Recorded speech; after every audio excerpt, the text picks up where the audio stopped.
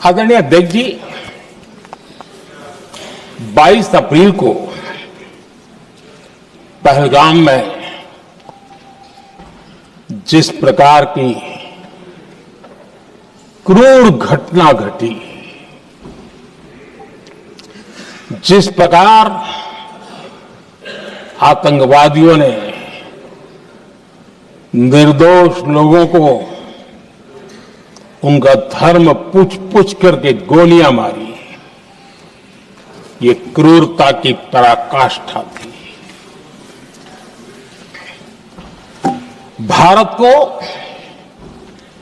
हिंसा की आग में झोंकने का ये सुविचारित प्रयास था।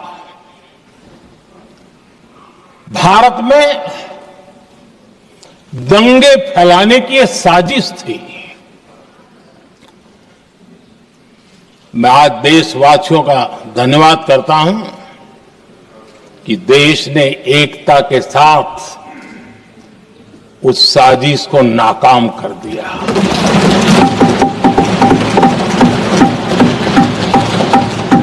आदरणीय अध्यक्ष जी, 22 अप्रैल के बाद मैंने एक सार्वजनिक रूप से और विश्व को समझ में आए इसलिए कुछ अंग्रेजी में भी वाक्यों का प्रयोग किया था और मैंने कहा था कि हमारा संकल्प है, हम आतंकियों को मिट्टी में मिला देंगे।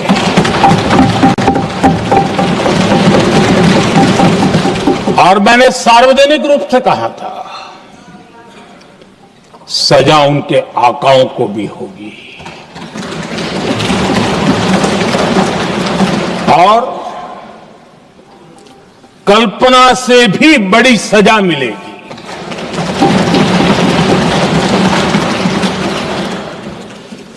बाईस अप्रैल को मैं विदेश था, मैं तुरंत लौट के आया और आने के तुरंत बाद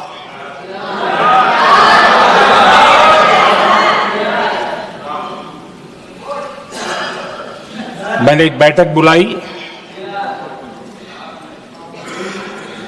और उस बैठक में हमने साफ साफ निर्देश दिए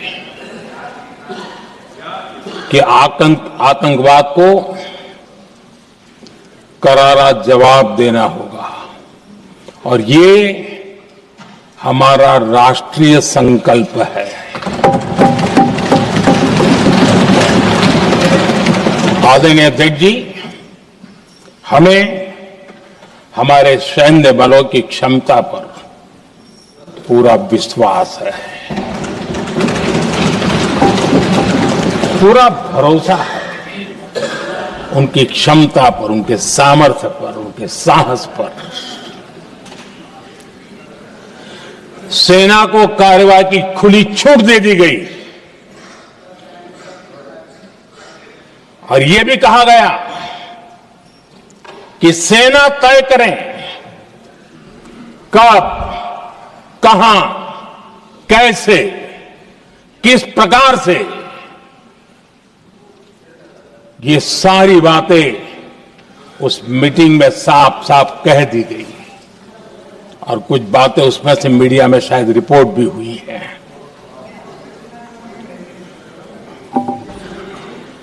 हमें गर्व है आतंकियों को वो सजा दी और सजा ऐसी है कि आज भी आतंक के उन आकाओं की नींद उड़ी हुई है।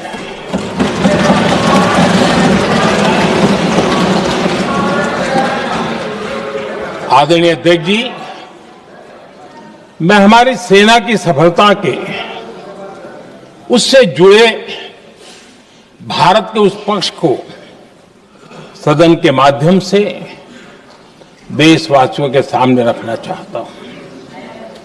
पहला पक्ष, पहलगाम हमले के बाद से ही पाकिस्तानी सेना को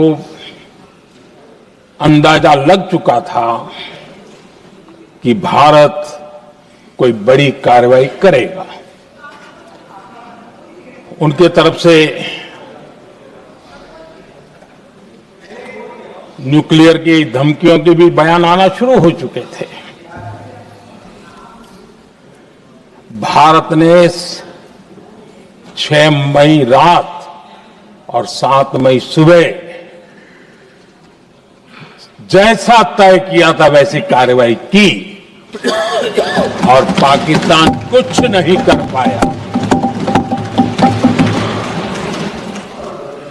22 मिनट में 22 अप्रैल का बदला निर्धारित लक्ष्य के साथ हमारी सेना ने ले लिया। दूसरा पक्ष, आदरणीय अध्यक्ष जी, पाकिस्तान के साथ हमारी लड़ाई की तो कई बार हुई है, लेकिन ये पहली ऐसी भारत की रणनीति बनी कि जिसमें पहले जहां कभी नहीं गए थे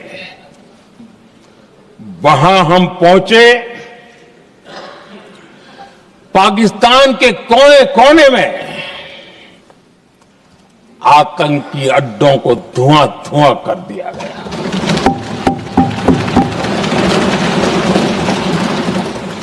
आतंक के गढ़ कोई सोच नहीं सकता कि वहां तक कोई जा सकता है। बहावलपुर और मुर्ग के उसको भी जमीन दोस्त कर दिया गया। आदरणीय अध्यक्ष जी, हमारे सेनाओं ने आतंकी अड्डों को तबाह कर दिया। तीसरा पक्ष, पाकिस्तान की न्यूक्लियर धमकी को हमने झूठा साबित कर दिया।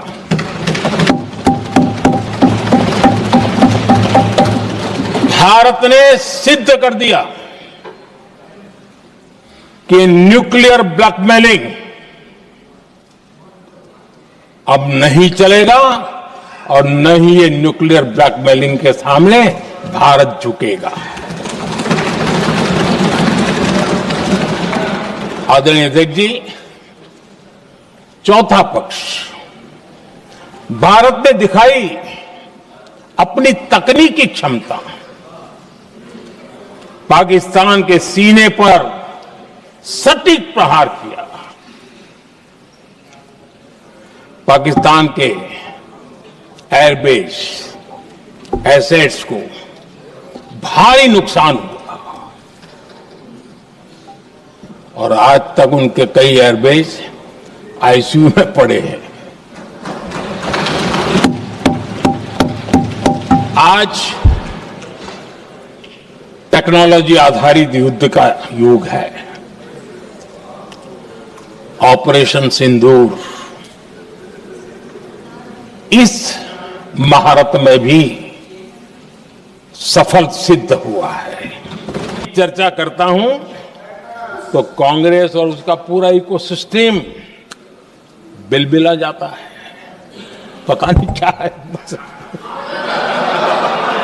आदरणीय अध्यक्ष जी, हम एक शेर सुना करते थे, मुझे ज्यादा इसका ज्ञान तो नहीं है लेकिन सुनते थे। लम्हों ने खता की और सदियों ने सजा पाई। आजादी के बाद से ही जो फैसले लिए गए उनकी सजा आज तक देश भुगत रहा है।